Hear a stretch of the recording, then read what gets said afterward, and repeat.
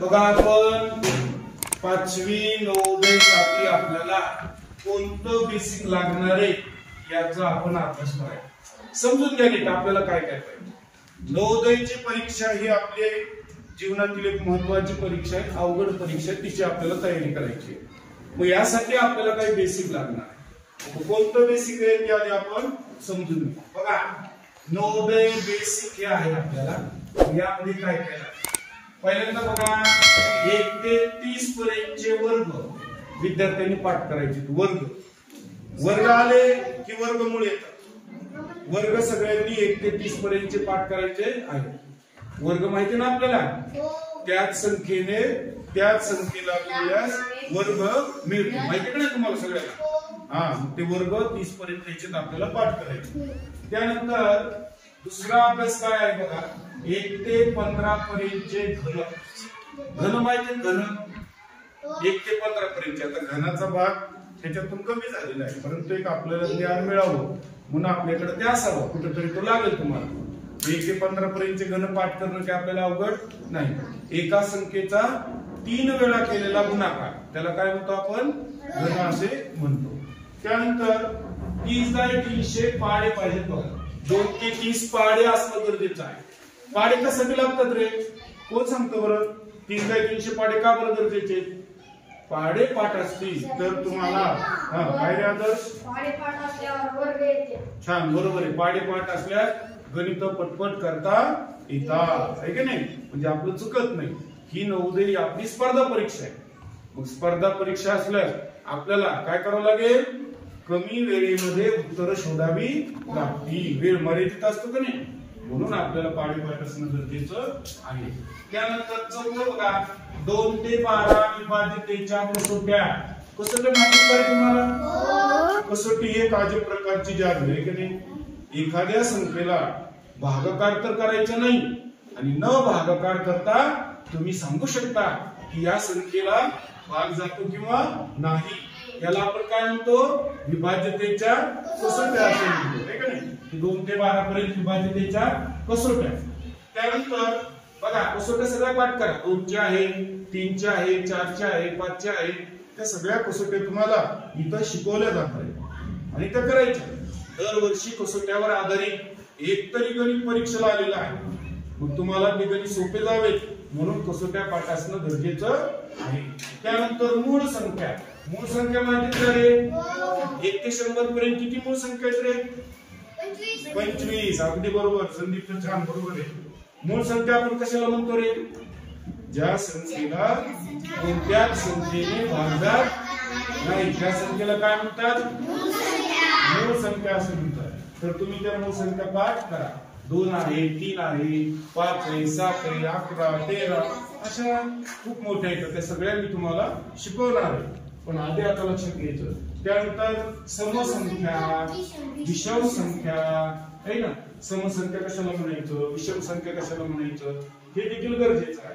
त्यानंतर जोडमूळ संख्या, जोडमूळ पण आहे का नाही, ट्विन्स प्राइम पेअर ज्याला म्हणतो आपण जोडमूळ संख्या। त्यानंतर संयुक्त संख्या म्हणजे ज्या संख्येला 2 पेक्षा जास्त भाजक असतात ती संख्या काय असते, संयुक्त संख्या असते, तिला आपण संयुक्त संख्या असे म्हणतो। तर आहेत त्या संयुक्त संख्या आहेत। आता यानंतर बघा आणखी तुम्हाला 8 नंबर आपण आणखी एक बेसिक त्यामध्ये राहिलं। 8 नंबरला तुम्हाला कसली पण बेरीज, कसली पण वजाबाकी आली पाहिजे। बेरीज वजाबाकी याच्या क्रिया आहेत। दशांशाची बेरीज असेल, वजाबाकी असेल, अशा पण क्रिया तुम्हाला आल्या पाहिजे। थोडक्यामध्ये बेरीज वजाबाकी भागाकार गुणाकार कसलाही तुम्हाला आला पाहिजे, काटाकाटीचा सुद्धा आला पाहिजे। म्हणजे आपल्यामध्ये काही कमतरता नसावी, म्हणजे आपल्याला पटपट गणित करता येतात। 9 नंबर मध्ये बघा भागाकार गुणाकार विद्यार्थ्यांना आला पाहिजे। कसलाही गुणाकार आणि कसलाही भागाकार। बऱ्याच विद्यार्थ्यांना दशांशाचा गुणाकार भागाकार येत नाही, मग त्यांना अडचण येते। तर हे जर बेसिक तुमचं क्लिअर असेल तर मला वाटतं तुम्हाला सगळे गणित सहजरित्या करता येतील, आहे की नाही। सहजरित्या तुम्ही करू शकता। एवढं बेसिक तुमचं गरजेचं आहे। कळते सगळ्यांना? आणि सगळ्यांना बेसिक आपल्याला तर कम्प्लीट करायचे दररोज. आणि लगेच मी तुम्हाला काही पुस्तकातलं सुद्धा आता शिकवायला सुरू करणार आहे की पहिल्या प्रकरणामध्ये काय, दुसऱ्या प्रकरणामध्ये काय, हे तुमच्या लक्षात येईल. आलं का लक्षात सगळ्यांना? हा म्हणा, नवोदय बेसिक 1 ते 30 पर्यंतचे वर्ग, 1 ते 15 पर्यंतचे घन, 2 ते 30 पर्यंत पाढे, 2 ते 12 विभाज्यतेच्या कसोट्या,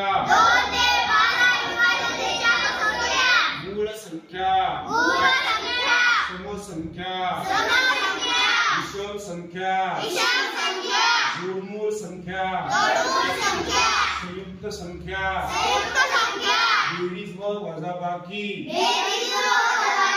भागाकार व गुणाकार, एवढं बेसिक आपल्याकडे असलं पाहिजे. ठीक आहे. आता बेसिकचा पहिला भाग वर्ग पाहिला. तर वर्ग म्हणजे काय लक्षात घ्या, त्याच संख्येला गुणल्यानंतर वर्ग येत असते. समजा मला 6चा वर्ग काढायचा आहे, मग मी 6चा वर्ग 6 गुणिले 6 36 करणार. बघा 6चा वर्ग म्हणजे डोक्यावर 2 लिहिलं की वर्ग लिहिण्याची पद्धत आहे. आणि मग त्याच संख्येला गुणायचं. 6 गुणिले 6 किती आले? 36 होतंय. आता इथंच वर्गमूळ पण लक्षात घ्यायला गेलं. हे वर्गमूळचं चिन्ह आहे. वर्गमुळात 36 असं असलं, असं पण काही पण आपल्याला नवोदयला विचारू शकता, ते लक्षात घ्या. वर्गमुळात 36 कुणाचा वर्ग आहे? 6चा. म्हणून इथं वर्गमूळ 36 चे वर्गमूळ आले 6. कळलं का तुम्हाला? आता 20 पर्यंत आज आपल्याला पाठच करायचे. चला नीट बघा आता. म्हणा वर्ग 1 चा वर्ग 1, 2 चा वर्ग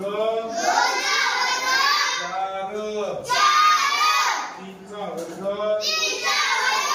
9, 4 चा वर्ग 16, 7 चा वर्ग 25, 6 चा वर्ग 36, 7 चा वर्ग 49, 8 चा वर्ग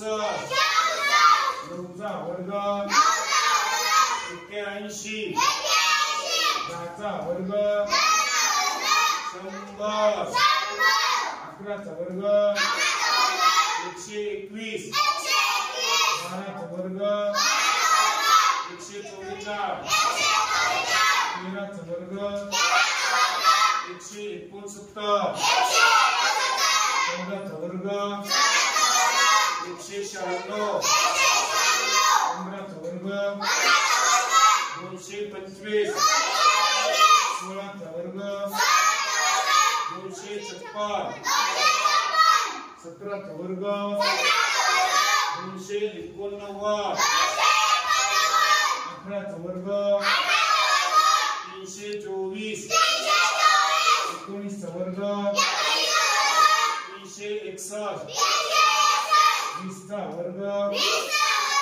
400. आज तुम्ही घरी गेल्यानंतर वर्ग 5 वेळा लिहायचे आणि सगळे पाठ करून टाकायचे.